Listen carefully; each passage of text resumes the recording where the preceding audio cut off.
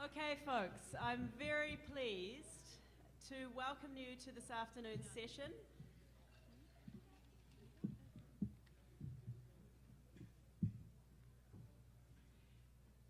And in fact, I'm more than pleased. I'm extremely honoured to have been invited to stand here on Cowichan territory on this day at this very important occasion, and to have been asked to moderate a discussion and introduce a discussion on water as our relative. Those of you that know me, I'm from Aotearoa, New Zealand, and I currently am based at the University of Northern British Columbia in northern BC, where I've been lucky enough to have learned many lessons about watersheds and governance, and my particular interests, which are those of connections between watersheds, health and well-being, which I can already see resonating with today's themes and particularly this afternoon. When we have a topic as important as considering water as our relative, it's necessary for me to acknowledge that where I learned about watersheds from the territory where I grew up on, which is the territory of Te Runanga Arowhenua, just north of Timaru on the east coast of the South Island of New Zealand, I learned an understanding of our connection to place through the notion of whakapapa, which those of you who have travelled to New Zealand would probably have heard, that it's a way of acknowledging lineage, not only to those Māori ancestors who carried that wisdom, but also of land and water and mountains. So if I was Māori and I was to introduce myself, I would introduce myself in relation to the river that I grew up near, to the mountain that I referenced, and maybe even to the wind. And these are the kinds of things that connect us in very deep ways, and I acknowledge that when I first had a tour of this beautiful watershed with Tim Kachilski and Roger Hunter about 1.5 years ago, I was really struck by these notions of deep connection and lineage. And so it's an incredible privilege to now welcome two exciting speakers who are going to help us to explore this territory this afternoon. And so we're first going to be hearing from Carrie Terbasket, and you can read Carrie's bio in the notes, but I want to flag a couple of things. And one is that Carrie's photograph doesn't just have her face, it also has two others with her, and I found that a really beautiful little indicator that there's something collective about what we're about to hear about and what we are also exploring that makes this watershed governance challenge both an incredible challenge and an opportunity. And I'm really glad that that was how Carrie introduced herself visually. But there's also an extraordinary experience behind her messages around the idea of the importance of water as something with spirit and life force, and also the role of women in water governance, and the idea of how we may actually understand water governance by connecting with some core indigenous and holistic values that we're going to hear about from Carrie, and also from Tessa, who she'll introduce as part of the journey over the next 20 or 30 minutes or so. And we're also going to hear from Kelly Bannister, and so that we can streamline that part of things, I'm going to briefly introduce Kelly. She also has a very impressive bio, and importantly for this event, is a co-director of POLIS. Among many other features, she has an array of scholarly interests that span ethnobiology and understanding of biocultural diversity. She's actively engaged in a number of committees and processes nationally and internationally through projects and programs and very connected work around the important themes that we're about to hear about today. So I'll let you read more about them, but more importantly, I'm really delighted to open this opportunity to hear from them and to also to engage, to fuel some questions and interactions we'll have at the end of the session. So, Carrie.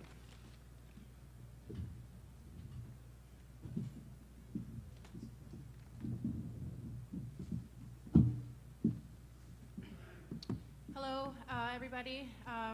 My name is Carrie Terbasket. I come from the lower Similkameen Valley, part of the Okanagan Nation, and I'm really happy to be here today. I want to also acknowledge and give thanks to the Cowichan tribes for inviting us onto their beautiful territory. I feel really welcome here. A little bit about me, I guess, to start. I wear many different hats as I move through what I do on a daily basis. I currently work for the Penticton Indian Band. I used to work for my own band, the Lower Similkameen Indian Band in Caramias, for about 10 years. And all of this is environmental and conservation work that I do. I also chair a committee, and the long-winded name is the South Okanagan-Similkameen Syilx Environmental Committee. And that group is the 3 bands in the South Okanagan, Penticton Indian Band, Lower Similkameen Indian Band, and Syilx Indian Band. So the 3 of us work together on the common issues that we face on a daily basis in terms of biodiversity issues, species at risk issues, water issues, etc. So that is another piece of what I do. I also have been fortunate enough to work with the Native Women's Association of Canada as their representative on the National Aboriginal Council on Species at Risk. So with that hat, our job is to advise the Minister of Environment on the administration of the Species at Risk Act. So I guess that's a little snapshot of what I do, and kind of all over the map. As an Indigenous person, woman, I tend to care about it all, and it's hard for me to say no. So I sort of get into a little bit of everything. So that's a bit about me, but I just wanted to start this session with asking a question of you. If you could think of a few words, one or a few words, of what you see from your position of what is missing from water governance processes in your capacity. I'm going to ask Tessa to write down some words for us, but anything that comes to mind of what you see as missing in your capacity. And just put up a hand or shout it out. There's no set process.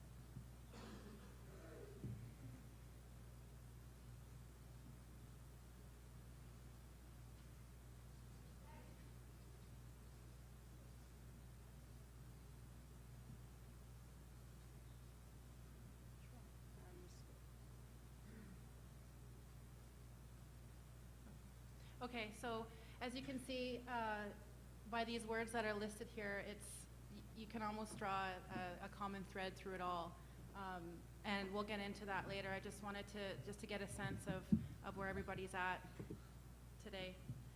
I'm going to go into a little bit more into my why I'm here, why I care, and why I share the words that I'm sharing. To me, water is everywhere. It's in the air that I breathe. It surrounds us in every aspect. It's in my body. It nourishes me. It nourishes my children. It keeps us all alive. It holds us all together. It's a really deep connection that I can feel so clearly, especially when I'm standing by a beautiful river. But it's hard for me to articulate in words, in English, what I'm feeling. I attribute the lack of being able to articulate that, to the lack of me being able to speak my language.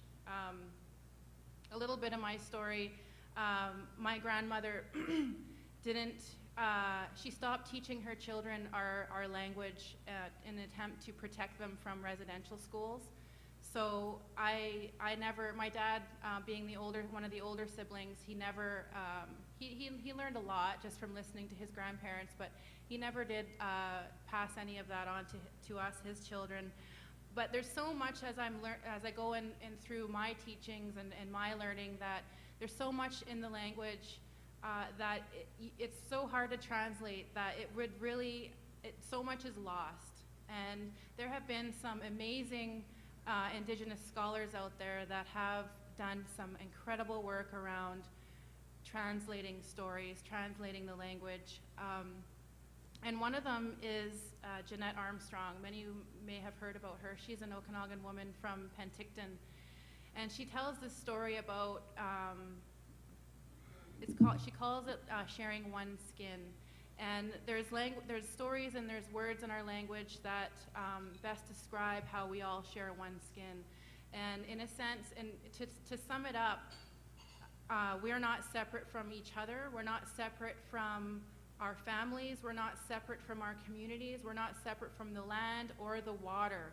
We're all interconnected. We're all sharing one skin. And what happens to one happens to another. So just the power of looking at the world in that way can offer so much change and so much enlightenment in how we approach these difficult situations that we all face. So that's one of my favorite stories, but I just wish so deeply, and it's something that's on my list of to-dos, is to learn my language. But I want to acknowledge the power of language and the Indigenous worldview, and what happens when you do translate that into English. There's just so much loss that it's hard to even measure. I feel in a way that I'm responsible for the work that I do. I'm responsible for standing up in front of groups like this, even though I'm so nervous, to share the words and that come to my mind, that come to my heart, because I've inherited the spirit of this from generations that have come before me, generations of grandmothers that have come before me. And so I'm responsible to pass on that spirit of love and reverence for all our relatives, for future generations, especially to my children and my family and the work that I do. Speaking specifically about water, I'll share a little bit of a personal story with you.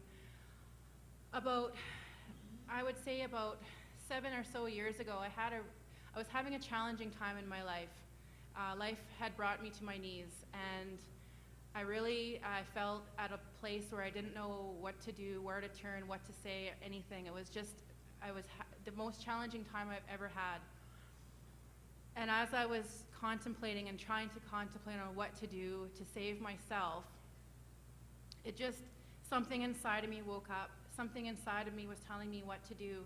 And so I got in my car and I drove up the Ashinola, and this was late winter, early spring. Drove up the Ashinola, which is near my home in the Similkameen, and I went to this place and I just jumped in the river.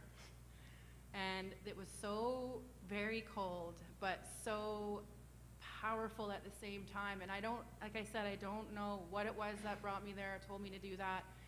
I just had to do it, and I came out of the water freezing but laughing, and I had such a lightness about me that it's hard to explain. I felt whatever weight I was carrying at that time was gone, and the river took it from me. So that's just, one small story of the power that water has, and the healing powers that water has. So I just wanted to share that with you.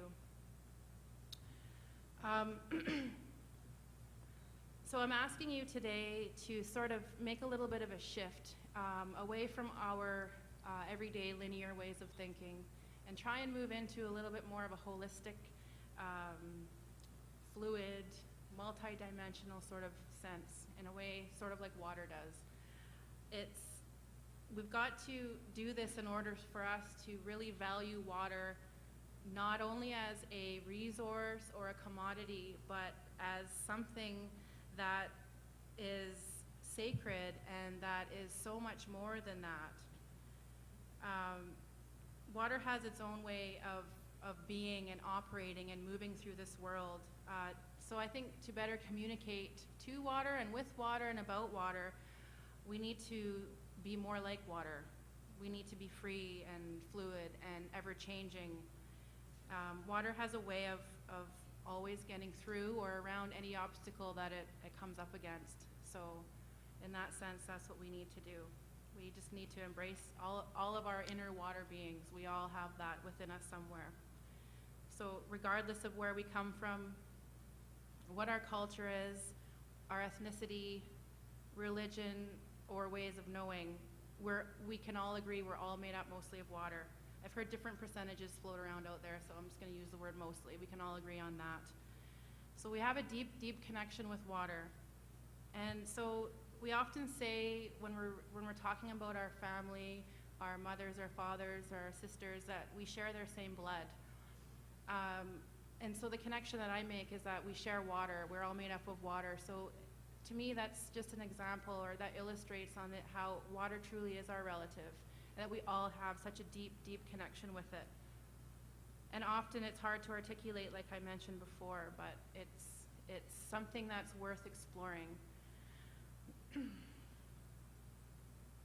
I just want to also make the point here that farther, like going deeper into the concept of water as our relative and as our family member, it flows in amongst all of us, each and every one of us, in the here and now, and it has for generations before us. Since time out of mind, it could have been the same water for all we know. So in this sense, we're all related, and it's water that has bound us together as a community. So now we can sort of begin to see water as more than a resource and more as our relative. So I'm going to ask you to participate with me again in a moment here, but I just want to take a moment to acknowledge the ancientness of water, so to speak. Think about how long water has been flowing through its cycles around our areas, around the world, and think about that in a way that you would, say, an elder or an indigenous society that's been passing these same stories on for generations, or the knowledge that's been built over generations. So in a sense, water has built up this amazing wealth of wisdom over multiple generations. So it's got something in it that we're not tapping into at the moment. So I want you just to take a moment, maybe a few minutes, we'll see how it goes, in your tables, and just talk about water. And most of you have water on your tables, so just talk about what you think that water's story is. Do you think it's gone through a treatment plant? What do you think happened before that? Like what would you say this water story is? If this water had a voice on your table, what do you think it would say to you? So I just want you to take a few minutes to do that in your groups, and this doesn't have to be rational. It doesn't have to be one idea is better than the other. It's just a spontaneous discussion that I want you to all acknowledge. Everyone has their own points of view. So rational in no sense of the word. So just please take a few minutes and do that. Okay. So I'm hoping that the discussions that you guys had were fluid and open and honest. When you value water in that way, it has a way of speaking for you and through you. And I mean, I am a strong believer in everything that happens for a reason. We're all here for a reason, and water has brought us all together. So thank you for taking the time to do that. I'm not going to ask you to share what you come up with. I just wanted you to have that conversation. So I'm going to touch a little bit on the concept of governance and around water. So we all know governance is simply the way a society makes its decisions. And I always challenge people to think about really what it can be and what it should be. For most of us, governance, for many of us, I won't say most, many of us Governance often starts and ends with when we cast our ballot for our MLA, for our MP, for our chief, for our councillor, and that's it. And that's our participation in our system, in our societies. I really think that it can be a much broader and farther reaching and more meaningful thing. And that's why I love participating in these water forums, because I see that shift happening in water governance processes, that it's coming back to the community, it's coming back to the watershed, which is, it feels really good to see. So I think that it's really important in those processes to look further on how we define water. I mentioned earlier moving away from it, valuing it as a resource or a commodity. And I think that we need to, like, just to define our relationship, or at least explore our relationship with water, and giving that conversation and giving that mind space a spot in these processes. Like, there should be a built-in component into a governance process to find out how your people feel about this, how your people view water, how your people have that connection with water. I think that that really needs to be created in these processes, and it should be a mandatory component. I think that in a way, water has, going along the theme of being a resource or a commodity, we also take away from the conversation in a sense that when you value water, or you speak of water in a way that removes its life force or spirit from the conversation, it's almost like you're talking about somebody that's in the room, but you're not engaging them. We need to bring the spirit of water and its recognition as a relative back into our conversations and way of making decisions, just as we would for a people. Water has sustained us for all of these multiple generations since time out of mind. It needs to have the honor and the respect given to it. So I ask people as well to honor the connection that each of you have with water, and really put it back into its rightful place in your life, in your family, and your community. Our watersheds need to be reinstated into their rightful places of honor and respect, and love in our homes and our day-to-day jobs, and everywhere we discuss it, it needs to be brought with us wherever we go in the same sense. We always talk about water as being the common thread that binds humanity together. I hear that all the time, those great motherhood statements. But what does that really look like? What can it look like, and what does that feel like? It's not something that's discussed. It's the same, and I don't want to get too far off track here, but it's the same when we invite First Nations people to the table. We acknowledge that that's a necessary component, and yay, they're here, but now what? What does that really look like in terms of making meaningful and sound decisions based on these two very different worldviews, very different ways of thinking and viewing the world? So those conversations need to happen, and I'm happy to see that people are asking, actively seeking those conversations, so that's good. And I think that quite often in the professional world, we're always talking about always being objective and making sure that we're seeing things objectively. Well, I think that it would be a very good idea to maybe personalize things once in a while, and maybe bring out who you are as an individual to those discussions, and honor what you have in your heart to bring to those discussions. Diversity creates strength. If we're all thinking objectively, well, I mean, it doesn't really lead to innovation in my mind. I think that we need to honor each other and honor the fact that we're all in these professions for a good reason, and to remember what that reason is so important, whether you've been doing it for 20, 30 years, 2 years, it doesn't matter, to always keep that at the forefront.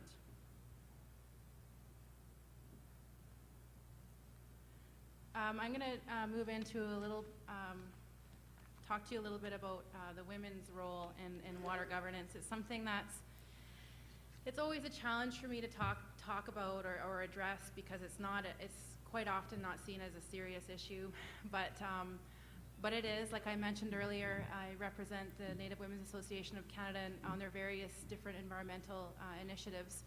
But I think that especially when you're talking about water, women, it's a necessity that women need to be at, not only at those tables, but the place to share that perspective needs to be allowed for and encouraged at those tables. And women really need to take that role on seriously and start pushing their ways right into these meetings.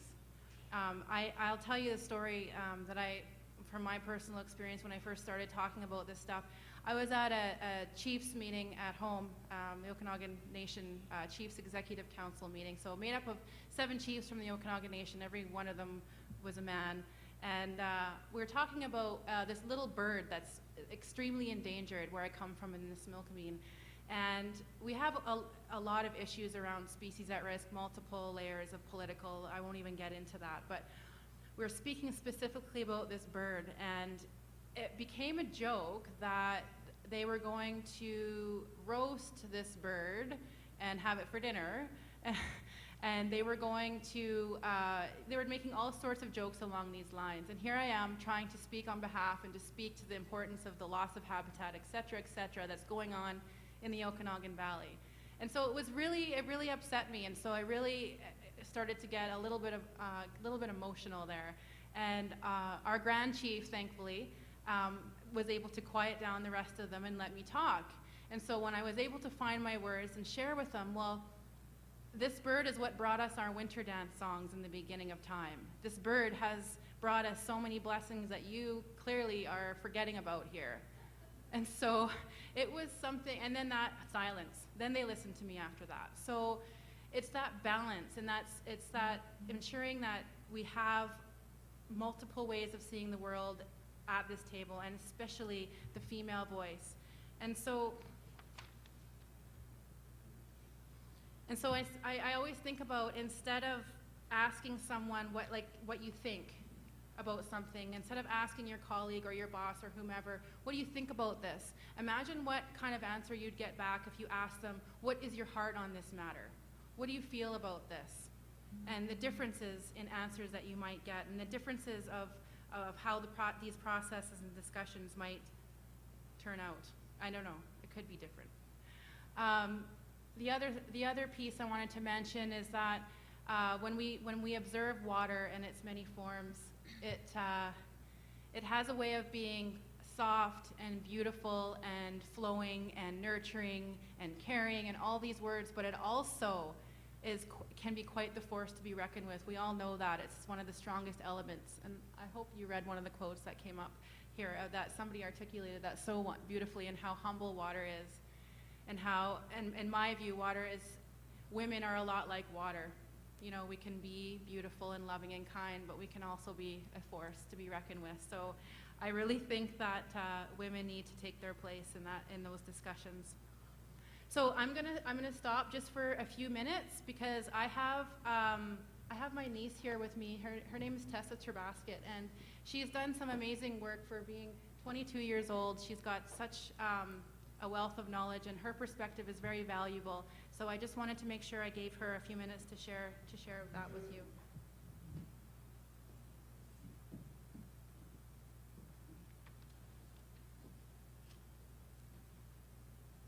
Why has halt isquist Quiquimshkin? My name is Tessa Terbasket. My traditional name is Quiquimshkin. I'm from the Similkameen Valley in the Okanagan Nation. I just want to share a few words here on the importance of youth and the power of youth. So I guess I'll just start by telling a short story of how I got here, my journey to standing here in front of you. It was just about, I guess, over a year and a half ago. I would never have imagined that I could be standing here talking to so many people at once. And it's not that I didn't care about the environment or the water, and I was very aware of human impact, negative human impact on our water. It's that I lacked the confidence in myself as a youth, as a First Nation woman, that people would not only listen to me, but that I would be able to change their perception of First Nation people or their regard and impact on the environment. So it all happened. My auntie Carrie said, here, come with me. We're going to go to a David Suzuki talk. And I just sat there, and so many emotions inside of me stirred. He talked about how we have failed as humans on protecting our environment. We always think of solutions after disasters happen. And that really upset me and lit this fire inside of me. And then a good friend of mine said, here, come with me, we're gonna go to a Waterlution conference. So I went along, and I was listening to what everyone had to say, from industry to politicians to other students. And I started to speak up, and I was amazed that people were listening to me and were believing what I had to say. So I think that I am a walking example that we need to not only support our youth and believe in them, but to give them the push out of the door, to engage them.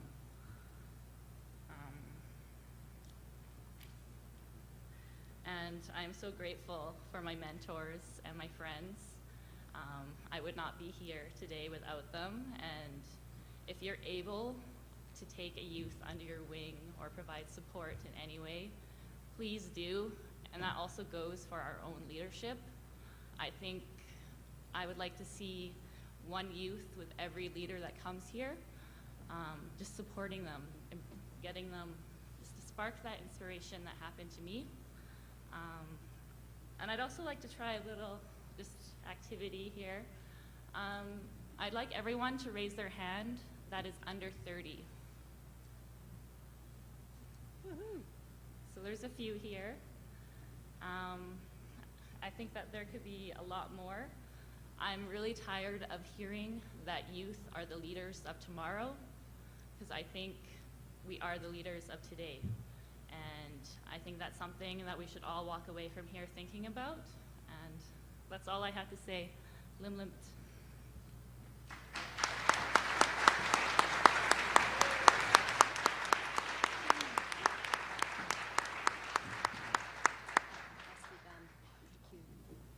Good job, Tessa. I'm so proud of her. I'm almost done. I'm going to talk to you a little bit about the concept of integrating Indigenous knowledge into Western science or into Western mechanisms. As I mentioned a little bit before, there's so much depth that isn't being seen or shown when it comes to the Indigenous worldview, because it's not possible. It's like the old, saying you can't fit something round into something square. It just doesn't work. So I don't like it when I see we're going to integrate First Nations into this process. We're going to integrate traditional ecological knowledge, Indigenous knowledge, whatever you call it, into our process. Like, it doesn't work. It doesn't hold any. There's too much that gets lost in translation. There's too much that is compromised. But what I think that we need to do is we need to acknowledge, we need to respect, and we need to recognize that both ways of knowing are absolutely important and critical for the success of any sort of protection in terms of our natural resources, whatever it is you're talking about.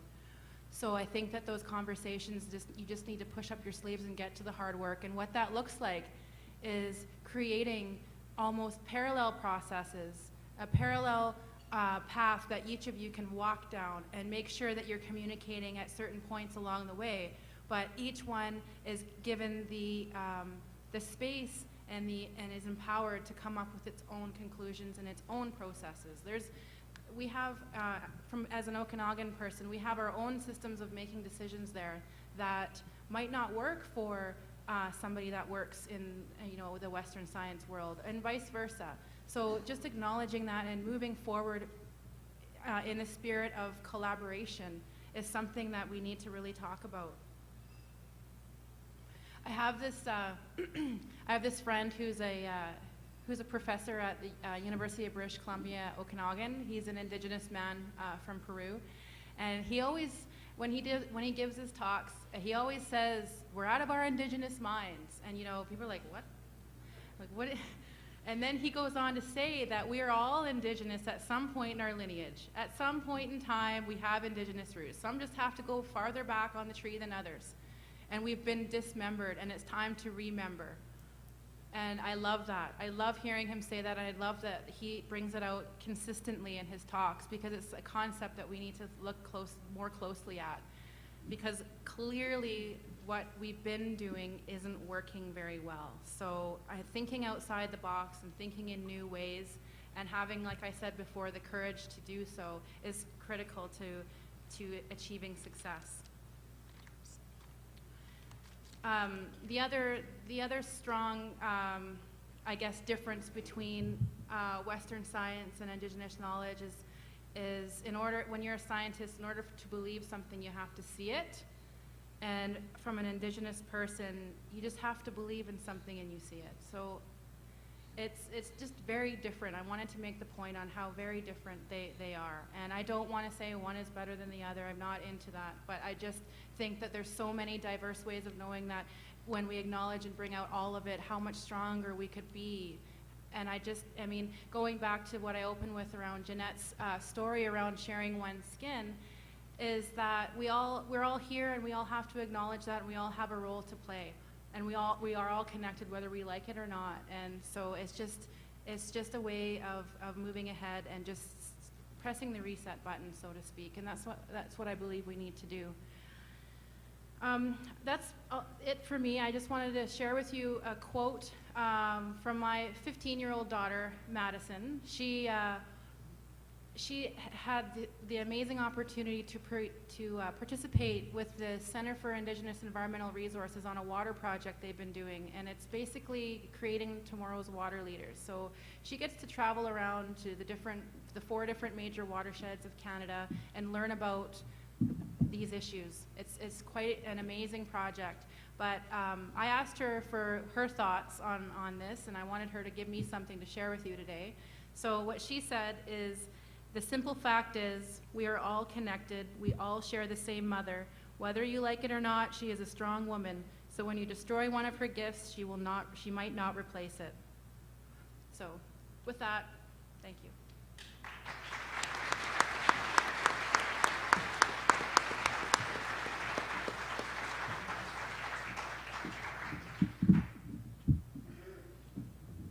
So I'm delighted to invite Kelly up now, who's going to respond to some of the really important messages we've just heard. Thanks, Kelly. Thank you. I wanted to acknowledge being on Cowichan Tribe's territory and thank our hosts and the organizers, and Carrie for her really inspirational, thought-provoking presentation. I also wanted to thank our relatives or friends who are at home looking after our little ones or our older ones to allow us to be here today. And I know Carrie and I are both in that situation. So I wanted to pick up on 3 points if I have the time, and if I don't, I'll just pick up on less that Carrie made. And the first one is about the idea of relative relations, relationships, interrelationships. And for me, that theme resonates at multiple levels, and I'm sure it does for you as well.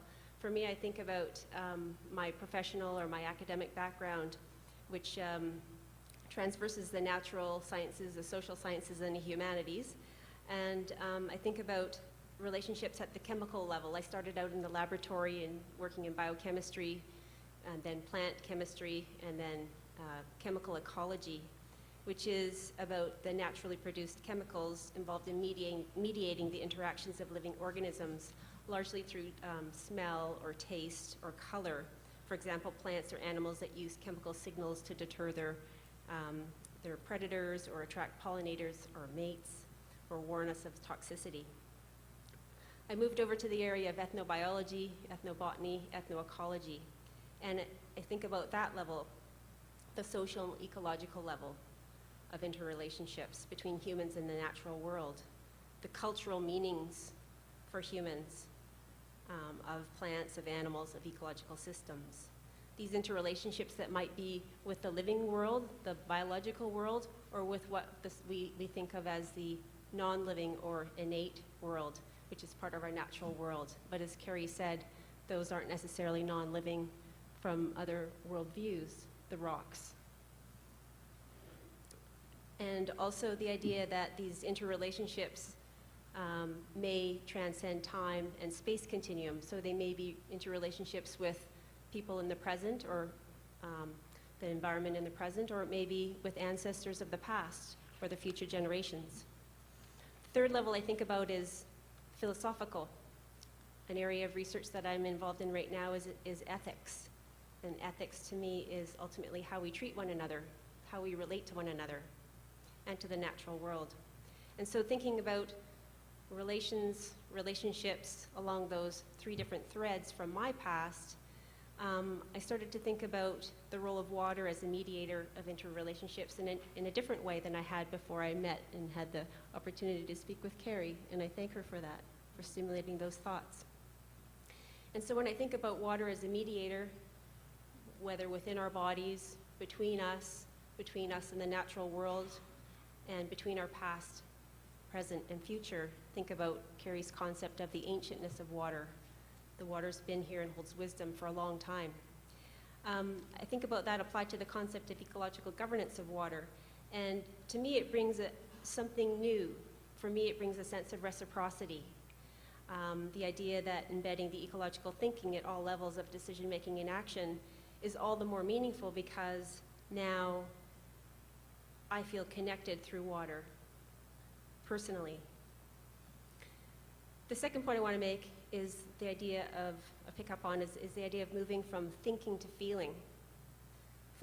Fluidity, connectedness, exploration of our non-objective, non-linear selves. I hope you enjoyed your conversations with water.